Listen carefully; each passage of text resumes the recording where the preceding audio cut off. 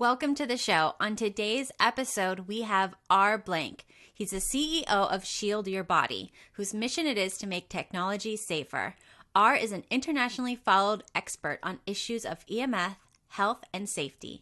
He was inspired to create SYB when he co-authored the best-selling book Overpowered with his father, Dr. Martin Blank, one of the world's leading EMF scientists. In this episode, we share facts about EMF use and how to protect yourself and your family while still being able to use technology. Hello, thank you so much for being with us here today. Thank you so much, Kat. It's a pleasure to be here. I'm really happy to have the chance to speak with you and your audience. Tell us a little bit about your journey and what brought you to focusing on issues with EMF. Sure. If I may, to start, EMF is, for those who don't know, it stands for electromagnetic fields, and it's a type of energy, and it's all around us. And increasingly, we're exposed to it from our tech. So anything that runs on power and anything that communicates wirelessly is a source of EMF. And I got into this field through my father, actually. His name was Dr. Martin Blank, and he was one of the world's leading EMF scientists. And back now, almost 10 years, he had a contract to write a book. And most of his life was writing academic papers and such. This was supposed to be a book for real people to understand where the science, in terms of the health effects of exposure to this stuff. And he asked me for some help because he didn't have the kind of experience writing for just normal people. He was a very smart man, used to writing for other very academically steeped people. So he asked me for some help. I jumped in and I helped writing. I helped to write the book. It's called Overpowered. It's still available. It's still one of the best books on this topic. And he's an EMF scientist for almost my entire life. So I was aware of these issues, but I didn't understand them the way I did, having the opportunity to learn from him in the course of writing this book. And there were a few facts that stood out to me pretty clearly that were pretty central to my shift. So the first is the science on EMF exposure it's pretty deep at this point. So, for instance, when my father went to school, he was teaching at Columbia Medical School. He went to Columbia and Cambridge. When he went to school, he was taught this stuff was benign, this stuff was safe, which is what people had thought for a long time. But really starting in the 1990s and then getting into the 2000s and now the 2010s, the science on this has gotten really strong. A body of thousands of scientific studies showing a wide range of negative health effects from exposure to this stuff at levels that we all are exposed to every day. But the second fact was that the sources of this stuff are fundamental to modern society and to the modern economy. You can't go back to a point where there's no human-made EMF in our environment unless you're willing to go back to 1850 and not have light bulbs and not have refrigerators, much less cell phones and Wi-Fi. And so this stuff is bioactive. The science is very clear, but it's also fundamental to our lives, to our society, to our economy. So I realized there had to be a way for people to use this stuff more safely. And that's when I started what became SYB. So I'm already terrified about EMF a little bit because when I was a kid, I used to sleep on the neighborhood meter box. That's where we would hang out for 8 hours a day in summer. So I'm like, that's got to have done something scary that I don't even want to know. So let's start with the basics. What is EMF? Is it just like the electricity? Is it the Wi-Fi? Where is it? Sure. Yeah, as I started out by saying, EMF stands for electromagnetic field. So it's a form of energy. It's formed by, as the name suggests, electricity and magnetism. So some forms of EMF are natural. One that's incredibly common that we see every day is sunlight. Sunlight is a natural form of EMF, and the Earth has its own magnetic field. And lightning is also a source, although that's not constant. That only just happens when the lightning strikes. But for the first several billion years of life on Earth, we evolved, all life on Earth evolved just with those forms of EMF that we were exposed to, that natural type of EMF. So EMF exists on this spectrum. Sunlight is in the middle. Now, there's some EMF with more energy than sunlight. Those include things like X-rays and gamma rays, even UV rays. And those have so much energy, they can knock electrons free from the cells in our bodies. And those are incredibly dangerous, even in very small doses. So that's why when you go to a dentist and you get your x-rays done, they wrap you in a lead coat and the technician leaves the room because that's how dangerous this stuff is. You want as little of that stuff as possible. Now, there's forms of EMF with less energy than sunlight. These include what we're talking about today. They have names like radio waves, microwaves, extremely low fields, extremely low frequency fields. And these are emitted by everything that runs on power and everything that communicates wirelessly. So that includes, like I said, light bulbs and refrigerators. It includes power lines. It includes cell phones and Wi-Fi and Bluetooth and even infrared remote. Now, it was long thought that stuff was inert, that it was fine to have around, that it didn't cause any harm to living things. And that's the assumption that recent decades of science has really shifted. But in terms of where it comes from, everything, like I said, that runs on power or communicates wirelessly, which is not only a lot of things, it's a continually growing number of things. So the amount of EMF that I grew up with was less than the amount that you grew up with, was less than the amount that our parents grew up with, and our grandparents grew up with almost none.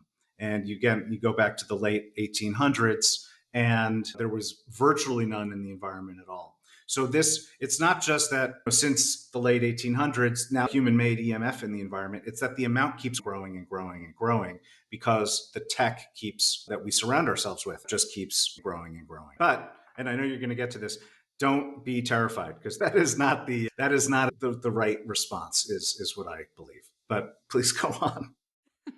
Okay. So I have heard, don't put your laptop on your lap, keep everything away from your reproductive organs. So what can EMF do to male and female fertility? Not good things is the short answer.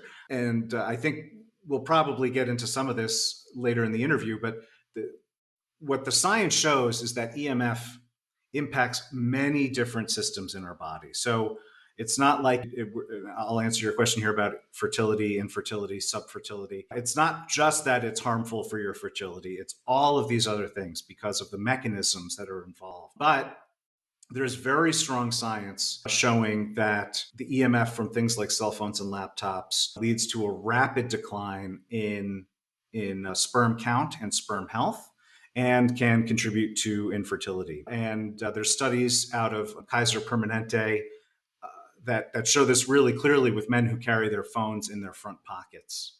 Now, the good news, and this is unfortunately just for men and not for women, is that sperm regenerates daily.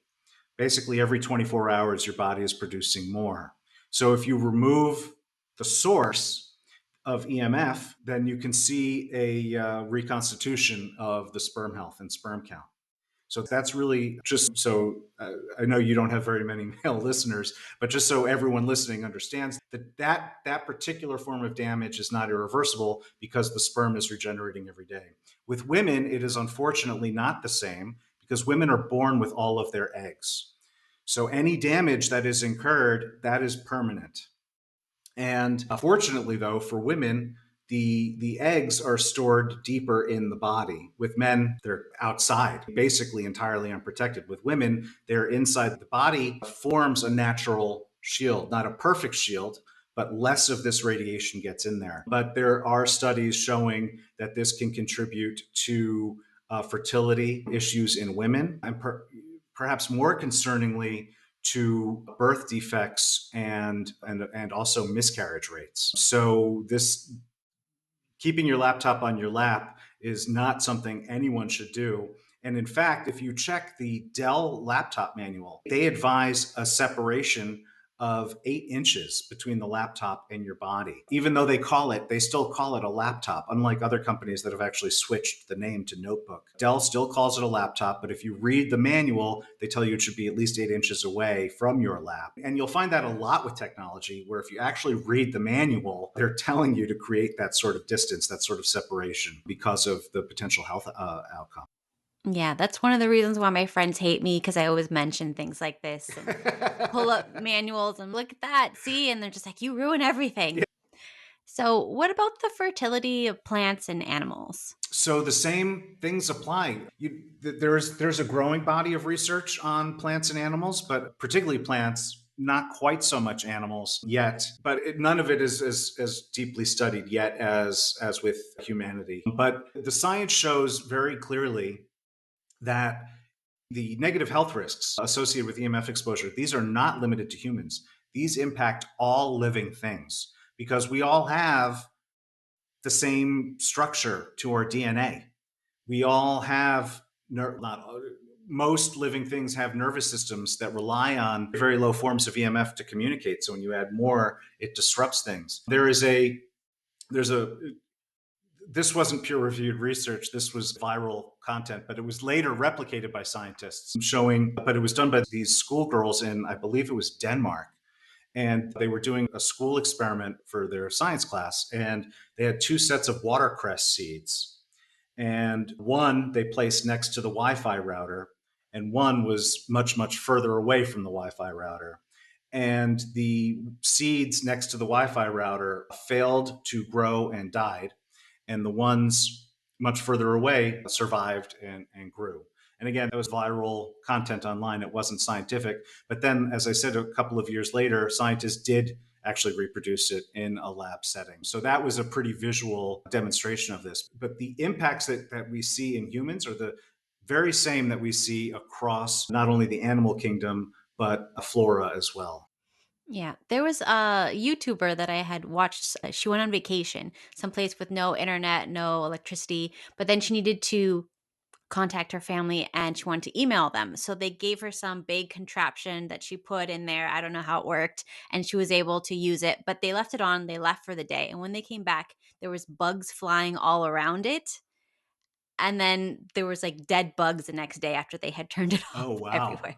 Yeah, So there's something going oh, on. yeah. You remind. There's actually studies into the relationship of this type of radiation and colony collapse disorder in bees. Which, if your listeners don't know, there's a pretty serious issue in the world. There's a lot of serious issues in the world today, unfortunately. But there's one serious one when it comes to bees. And bees are very important to us because of their role in pollination, where colonies are just dying. And sometimes we have no idea why. There's one study where the researchers put a cordless phone in front of the hive, and none of the bees actually came back. The colony died just from the presence of a cordless phone. It is believed that this type of radiation, which in the case of cordless phones and cell phones and Wi Fi, it's called radio frequency, it interferes with the magnetoreception. So bees and other insects, as well as birds, use the Earth's own magnetic field as basically a guidance system. So that's how they know where they're going.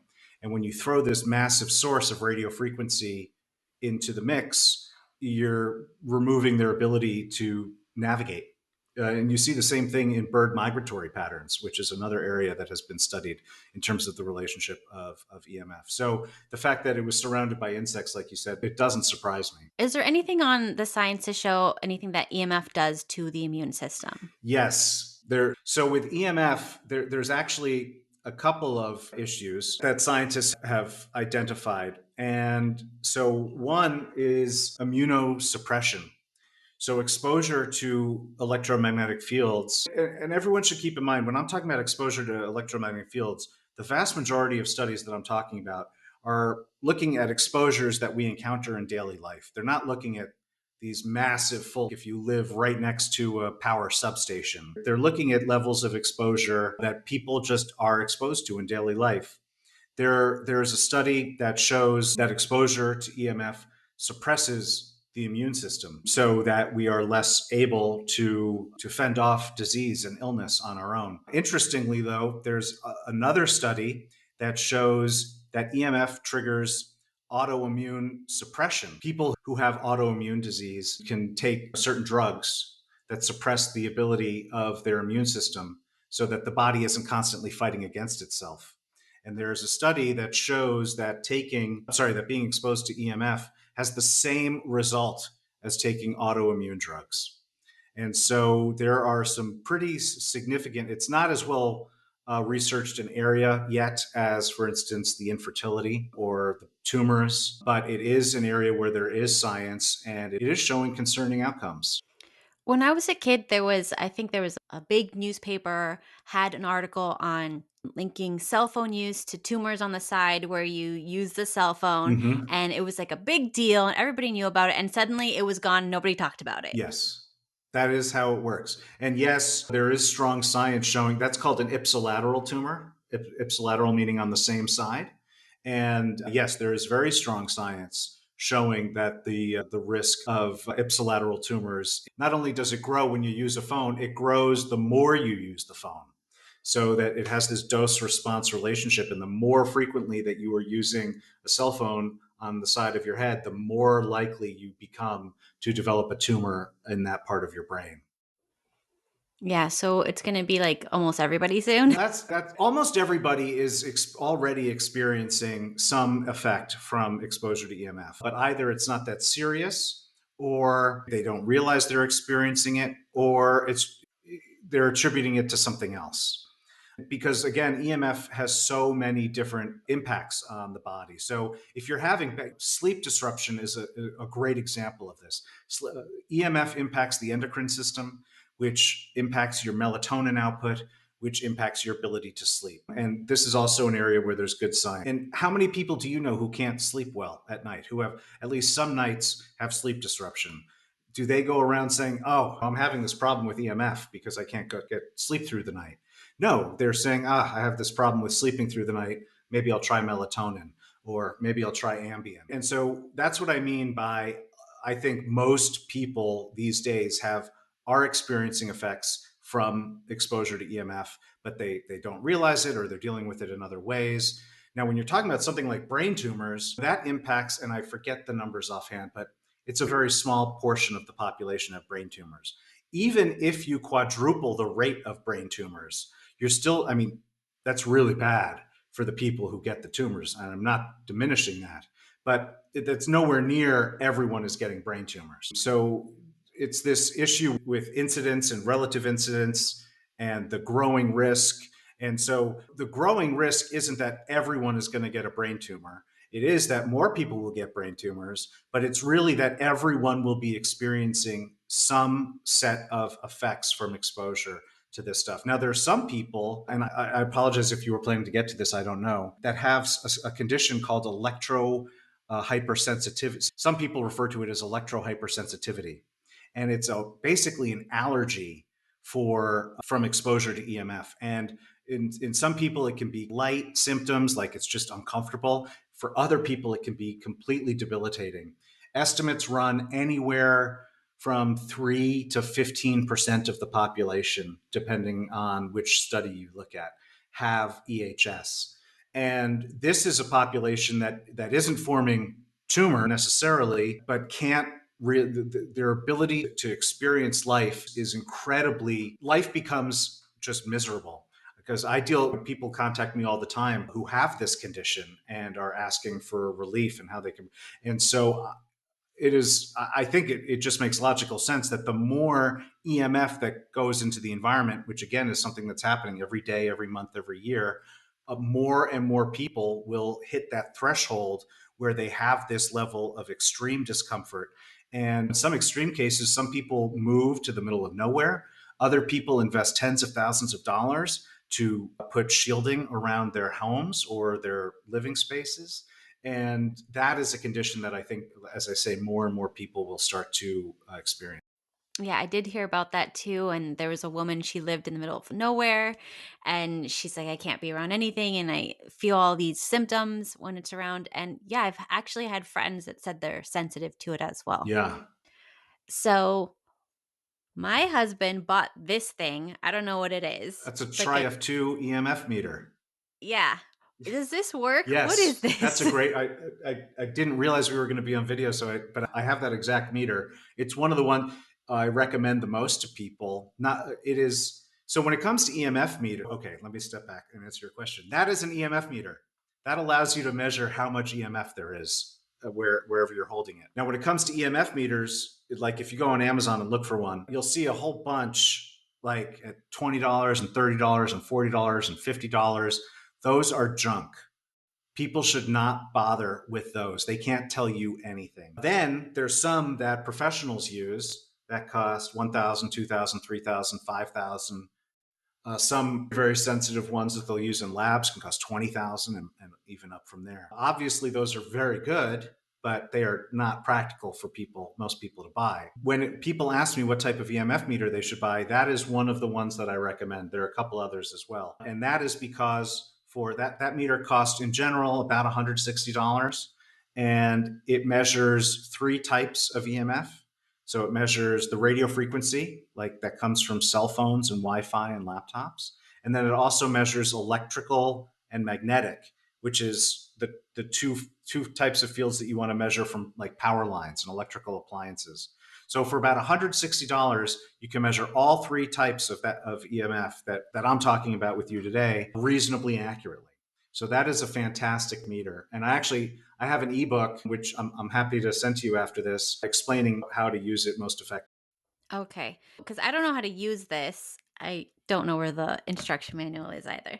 But I noticed that like I checked next to where he sleeps on the bed Mm-hmm. and it was relatively low. And where I slept in the bed, it was sky Oh, high. And wow. I'm like, I'm the one who has sleep difficulties. He's out like a light, no problem. But I'm always like, what is here? That's exactly why I'm such an advocate for people learning how to test, because that's a great example of how you would not have known that unless you took a meter. Because EMF, which I think everyone already knows, but I didn't explicitly say, it's invisible, it's odorless. You can't see it, you can't touch it, you can't taste it, you can't smell it. You have no idea. If you see there's a Wi-Fi router right there, then odds are pretty good that there's a high level of it. But beyond that, particularly when it comes to our homes and what's in the walls, you have no idea how much there is. And the difference of even a couple of feet can have these huge differences in the actual readings.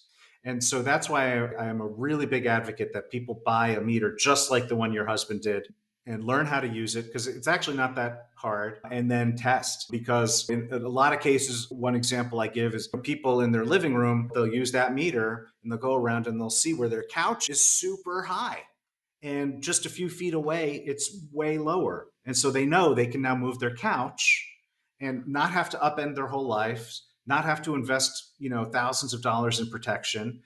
By moving their couch, they are exposing themselves to less EMF radiation. So I applaud you and your husband, and for picking the right one, and I'm glad to hear that you're using it. In terms of your bedroom, what could be causing it? As you move it around, the levels will change. So where it's getting higher, that's the direction from which you're getting that exposure. It may well be something in the walls. Walls often hide these things.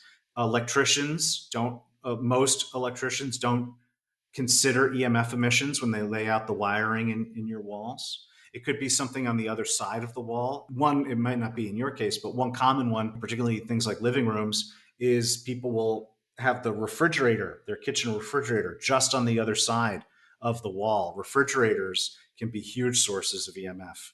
And so something coming from within the wall or something coming through the wall, but you use that meter to track it down. Interesting. Unfortunately, I bought one of those. It's a great couch. It has the electronic that goes up, makes it lay flat like a bed, Mm-hmm. and it's super comfortable. But I feel like because it's electrical, Get it it to just makes the whole couch light up. Yeah, so get it to the position you want it in, and then unplug it. And then if you want to adjust it, plug it back in, adjust it, and then unplug it. That would be how I would Mm, recommend dealing with that. good idea. All right. What are some other ways that one can prevent damage from EMF? Okay, so great question. It all comes down to what I call, because I'm often asked this question, I call it the two key rules of EMF protection. So rule number 1 is minimize, and rule number 2 is maximize. With minimize, you want to minimize your use of EMF emitting technology. Now, I tell this to a lot of people, and they think I'm advocating that they give up technology, and that is not at all what I'm saying. I'm saying to turn it off when you don't need it. So one example that I just gave you is unplugging your couch when you're not actively, because when you unplug it, it stops being a source. If you left it plugged in and you're not actively readjusting it, you're getting exposure, but with no actual benefit from that whole thing. So just unplug the couch. Another one that I often tell people, and this applies to most people, is to turn off the Wi-Fi at night. A lot of people won't give up Wi-Fi. You could wire your house with Ethernet, but that's expensive. It's difficult. A lot of people aren't willing to take that step. So instead, I tell people to turn off the Wi-Fi at night because you're not using it when you're asleep. There's no benefit to it being on, but you're getting that exposure for whatever it is, hopefully 8 hours, but even if it's 6 hours. If you turn off the Wi-Fi at night, then you're not getting that exposure. So there's all sorts of ways that people can minimize their use of EMF emitting technology without actually negatively impacting their ability to enjoy and benefit from that technology. So that was rule number one, is minimize. Rule number two is maximize. And this gets to back to what you were saying before with the laptop. With maximize, you want to maximize the distance. And that's because, and when I say distance, I mean between the source of EMF and your body. So that's because the power of EMF radiation diminishes exponentially with distance. So if you and your laptop are 1 inch away, and instead now you and your laptop are 2 inches away, you've cut the power of that exposure by 75%. That's what an exponential diminishment of power means in real life. So with all of this tech, you want to use it as far away from your body as possible. The example we just said was not using your laptop in your lap. Instead, put it on a table. Even better, put it further away from you and use an external keyboard and mouse. But any amount of distance really matters. This is also why it is so important that people not carry their phones in their pockets or bras. This is another example, by the way, of where if you actually read the manual, you'd see the company is telling you the same. For instance, in the iPhone manual, there's a minimum distance of separation that they say that you need to maintain in order to have the levels at what they say, the radiation levels at what they say they are. When you're carrying your phone in your pocket, or even worse, up against your head, you are getting as full a dose of that radiation as that device is capable of pushing out. So you want to keep as much distance between your body and your tech as possible. So those are the two key rules: minimize use and maximize distance. And they're both free. They're both easy to implement.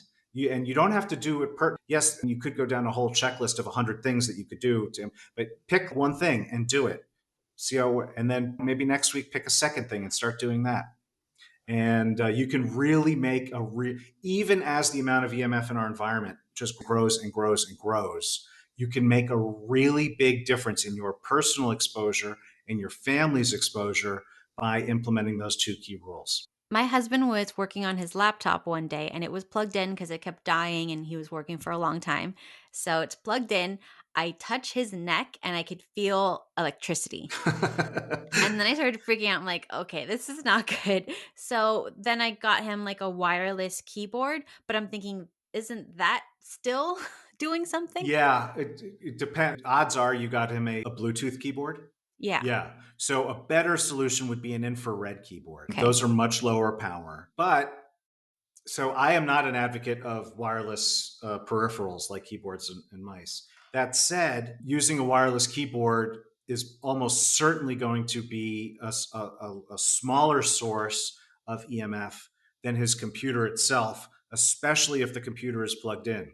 Because when the computer is plugged in, you're also channeling your electrical system's EMF right into the device. So a plugged-in laptop emits more EMF than a laptop just running off of battery. So, thankfully, you have the tri-field. So you can verify my guess, but my guess is the Bluetooth keyboard would emit less EMF than the laptop itself, especially if the laptop is plugged in. But an infrared wireless keyboard would be even less than the Bluetooth. Okay, good to know. I didn't even know that was a thing. Yeah, I didn't either until a few months ago, but you'd be surprised the things you come across in my little corner of the world. So what are your thoughts on smart meters on the homes? It's an example. Everything is becoming smart. And when I say smart, I don't mean actually smart. It has the name smart because what smart means is it's just communicating wirelessly. And in some extreme cases, they have smart hairbrushes now and smart kitty litter boxes. There's even, oh God, I hate to even say it, there's even a smart tampon on the market. And all of these things becoming smart, it's it's such a silly pun, but it's so stupid. Like, I keep trying to think, why would I even want a smart fridge? Do I really not know what to order or to buy when I go to the grocery store? Do I really need, was that a need in my life that was missing before Samsung released a smart fridge? I don't think it was. So there's just this drive to turn everything into smart, meaning wireless, because there's this implicit assumption that not only is it safe, but it's better. As soon as you take any analog or dumb device and put a Wi-Fi or a Bluetooth chip in it, it's going to be a better device and a better experience. And I don't subscribe to that. I do believe there are some smart devices that, depending on your lifestyle, can add value. Might not be the most common example. If you run an Airbnb and you need to be able to manage the lock from wherever you are, so you can change the code, or you can just lock everyone out, or right, that's a great and that saves you 2 hours of driving back and forth to the rental or coordinating with the visitors. That's a great use case right there, where that does actually add value, and go for it. But everyone is not everyone. A lot of people are just buying the next smart thing because it's being marketed to them, and there's this implicit assumption, as I say, that it's safe and that it adds value. And in so many of these cases, it does not add value. When it comes to smart meters, there's the promise that it leads to a smarter, where we are allocating energy more intelligently, more efficiently. Even your costs will go down because of this. I have yet to see that actually play out in any meaningful way based on any reporting of the smart grid. That is not something that I see happening. So the promise of smart meters has yet to reveal itself. And what you're doing is you're mounting basically a cell phone on your house that's running 24 hours a day, and it's constantly sending out these signals to a base station. And in a lot of cases, not everywhere, but in a lot of cases, you don't even have a choice because they're actually mandating it. I don't memorize all the regulations around the world, but I remember speaking to a woman in Australia who was cut off by her power company because she refused the smart meter. I speak to other people who just have to pay, I think, $5 or $10 a month extra to opt out, and they're happy to do it. So it all depends on where you live, but what you'll be allowed to do, whether you can opt out or whether you're stuck with it. It is yet another source, and it is a powerful source. When I say it's like a cell phone, some people might think, oh, that's nothing, I carry one around in my pocket. A, you shouldn't. But B, these cell phones, remember, they have enough EMF. They have to communicate for miles and miles. These are really powerful devices. These are not just these innocuous little things. And so when I say it's like having a cell phone mounted to your house constantly going, that's actually a serious amount of this radiation. And so I know I was all over the place there, but it's a deep issue with a lot of intersecting considerations. Like I said, EMF exposure, the fact that it's a smart device that isn't actually doing what they promised it would do, the fact that some people don't have any choice in the matter. It is certainly a negative development, at least from my perspective. If it had shown some of the promise that they promised us, then the evaluation could be a little bit different. But if this goes to what I was saying before, which is, don't just, like the smart fridge, what do I really need it for? Don't just get a smart device because it's smart and you think it's cooler. Think about whether it actually adds value to your life, because it is going to increase your health risk. That doesn't mean you don't do it. It means you really have to engage in this mindful process of, is this worth it to me? We all do things that increase our health risk all the time. We go driving, increases our risk of dying, and only a certain amount. And we decide, you know what, it's worth it to get to work or to go shopping or whatever it is. I've heard of these EMF blocking paints and roofs that you can buy. Mm-hmm. Do those actually work? Wouldn't that mean that you can't operate anything in your home? So yes and yes. So there might be brands out there that I don't know about that don't work, but in general, EMF shielding paint, for instance, is a real technology. The big seller of that is a company called Y Shield, the letter Y dash Shield, and it does really work. EMF Shield, which is what my products are also based in, That is a well-established, universally accepted area of science. It goes back to the 1800s when Michael Faraday, a British scientist, created the Faraday cage. And he showed that if you weave conductive metals into a certain pattern, you can deflect EMF radiation. And so that's what this paint that you're talking about, what it does. In terms of the roofs, I don't know offhand which one you're talking about, but the technology is sound, so I have no reason to think that isn't a real product. And so, yes, they really do work. Now, that gets to your second question, or the second half of that question, which is, doesn't it impact the devices inside the house? Yes, it certainly does. This is why I don't discourage people from doing what I call whole home shielding, because if someone wants to do it, they should certainly do it. But A, you're going to need a consultant to make sure you do it right, because if you miss any gaps, or it can have all sorts of negative impact on your actual exposure. But the other side of that is you need to alter your lifestyle in that house, because you can't use your cell phone, you can't use your Wi-Fi. It'll actually increase your exposures. And now the equation's a little different if you're talking about, for instance, just painting a wall. Let's say in the example you gave me earlier, where with your bed, and you discover that the source of your half of the bed is just on the other side of the wall, then maybe it makes sense to just paint the wall, and that would help address the problem. So you don't need to shield your entire house in order to make use of these things. And like I say, why shield paint? You could use it just on one wall and deflect radiation away from where you're spending your time. But anyone who's thinking of anything like that, again, I strongly recommend engaging the services of an EMF consultant, because you really want to make sure you're doing it.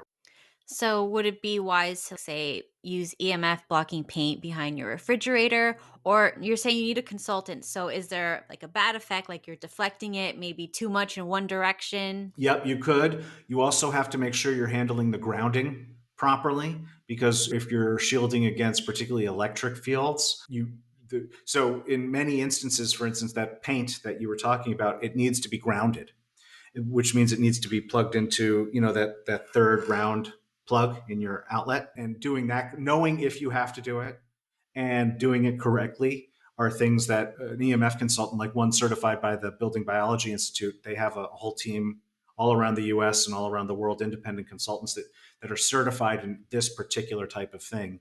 And they would be, look, you could do it without a consultant, but I strongly recommend using it. I heard that when you plug in, let's say like your hair blow dryer or whatever, when you plug that in and you leave it plugged in and walk away, it's still like getting energy, so it could still be doing something.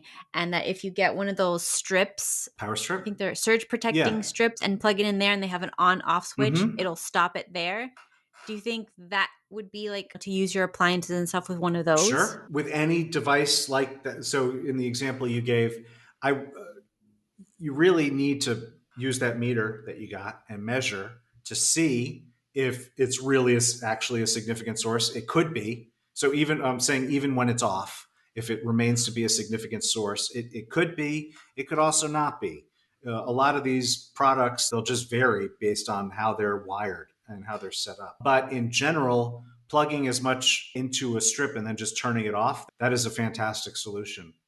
Also, when it comes to hair dryers, there are low EMF hair dryers. The thing with a hair dryer is the motor. The big source from a hair dryer is the motor. And most hair dryers, when you use the motor, is positioned very close to your head, because that's how they're designed. But there's other hair dryers where you can keep the motor much further from your head, and you're basically just holding an air hose up to your head. And so, for people who are concerned about that, as you can see, it's not a really pressing issue for me. But for people who are concerned about it, that is a product where there are low EMF options available. Okay, good to know. Let's talk about some of your products. I'm interested in your Flex Shields. So, where would I get the best bang for my buck for that? Should I put them behind the TV, behind the router?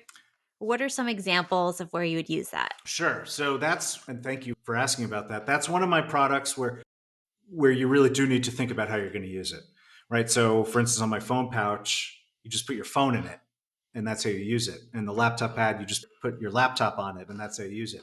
With the flex shields, you really need to know where you're going to use it. A good example for that could be, and so I guess I should explain since this is a podcast. The flex shield is a product that's, you can think of it like a sticker. Each shield is 6 inches by 6 inches, and it has adhesive on the back. So you can just put it on any flat surface. So you can put it on a wall, you can put it on a table or a desk, and it forms an EMF blocker.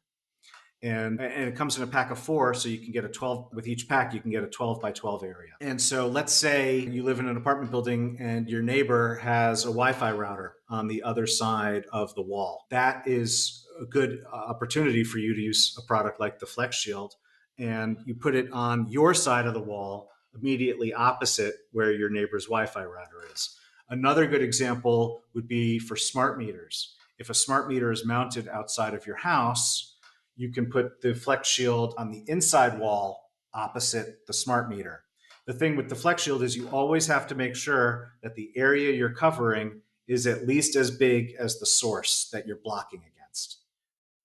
So it's like EMF shields work like a window shade, except instead of blocking sunlight or visible light, they're blocking EMF. So you need it to be at least as big as the source that you are protecting. So if it's a little bit smaller, what does that mean? It'll get through anyways? So it'll still work as a protection solution, but it won't be as effective. More will get around than it would had you covered a larger area.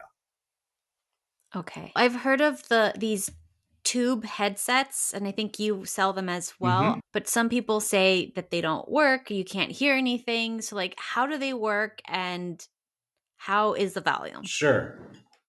Do I have... No, I don't. I'm sorry. I thought I had... Oh, wait, I do. So air tube headsets... Okay, so let's start with the problem that they're trying to solve. I told you earlier, right, never hold your phone up to your head. And so the options are speakerphone or using a headset. Speakerphone isn't always useful, like if you're out in public or if you're trying to listen to this podcast, it might not be great. So that leaves headsets. And I want to tell everyone that standard headsets are like the headset that came with your phone. That is way safer to use than holding the phone up to your head. So even if you don't have air tubes, keep using the headset that you have because that is way safer than holding a phone up to your head. But there is an issue with standard headsets, and that is they are made with wire, and wire conducts EMF. So when you plug a headset into your phone or into your laptop or into your tablet, the headset will conduct a small portion of that device's radiation up into your ear canal, which is obviously right next to your brain and your auditory nerve. So that's where air tubes come in. And with air tubes, and it depends on the specific model exactly where this happens, but they'll all have something like this bead that you see here. And so before the bead, it's wire. And after the bead, it is a silicone tube. So from here up into your head, there's no more wire. The EMF does not get conducted. And so in this bead, the sound gets converted from an electrical signal to actual audio volume, and it pumps the sound through the tube into your ear. That's how it works. They do work. Some brands are just lower quality than others. They can break. So in terms of not being able to hear anything, that would be a faulty unit. That if it's actually working, then you'd hear something. But that said, their sound quality isn't fantastic. Even the best air tubes possible, they're not going to match the sound quality of a standard headset. And I recommend them for talking on the phone, for listening to podcasts, even possibly playing games, stuff like that. But if you want to listen to music, it's probably going to be a less than satisfying experience, which is why I have a separate solution, which we call the HARD, which is also on my website. That stands for Headset Anti-Radiation Device. I have one here, but it's plugged. I'm using it, so I can't really show it. But I can see it. Okay, cool. So what you do is you plug the HARD into your phone or your laptop, and then you plug your standard headset, like the one I'm using here, into the HARD. Has a sack of dielectric gel in there, which we have laboratory testing that shows it filters out that stray radiation from the signal. So if you're looking to actually have a higher quality experience with radiation protection, then I definitely recommend the hard. But the headsets remain a very popular product. We've been selling them now for, I guess, 5 years, and they remain a very popular product. But we have both options. Okay. I don't know if you can answer this question, but I'm wondering, maybe you can. There's these little black clips that you clip over wires, Oh, I think you're and they talking sell about them. ferrite beads. Yeah, what are those for? EMF? They, the claim with ferrite beads is very similar to what I explained about my hard device, except I have not seen any science or laboratory reports to bear out those claims. The claim of ferrite beads is that they do what I just described my heart does, but I haven't seen any laboratory science or reports that actually supports those claims. And you'll find that a lot with EMF protection, because there's all sorts of kinds of protection. Like, we've been talking about shielding because that's the kind of product that I make. And that one is easy to show in a lab, and you can even do the tests yourself at home with the meter, the tri-field that you have. But then there's other types of EMF protection that have claims that are difficult to verify, sometimes even to understand exactly even what they're saying it does. So you'll see that it's unfortunate, but some of them can actually work. I can't know for sure, but I have people tell me that, oh, I got such and such a product and I'm sleeping so much better now, or my anxiety went away, or my rash went away, or whatever it is. And I say, great, keep using it. But it's hard for me, to actually evaluate a product if it doesn't have a testable claim associated with it. And so that's why whenever I'm talking to people, I always, even if they're not going to come to Shield Your Body for a product, I always recommend that they should go for a product that has testable claims and has laboratory data to support those claims. Okay. You also have a pocket patch Mm-hmm. on your website. So, because the other option for a cell phone would be the pouch, and Mm-hmm. that's a little bit too big for what I would carry around Okay. as a girl who doesn't put it in her pocket. But does the patch work the same, or is it less than the phone shield? It works the same. The different, and it's actually, I have a little bit of my heart for that, allocated for that product. That was my first product. That was back in 2013. I released the phone, the pocket patch. And what you do is you stick it on the back of a pocket. So basically you turn your trousers or your skirt or your jacket or your shirt, whatever pocket you're trying to shield, you turn it inside out and apply that patch to the inside, and it's a permanent adhesive. So you're permanently turning that pocket into a cell phone radiation shield. And then it makes it safer to carry your phone in whichever pocket you have shielded. It works great. A couple of the differences: one, as I just said, it's a permanent application, so you're making that pocket a radiation shield.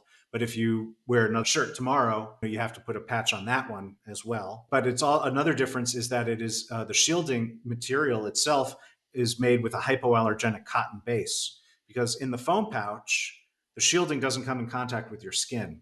So we use a different shielding material. In the pocket patch, it can come into contact with your skin. So we use a very high grade cotton as the base, along with silver as the shielding agent.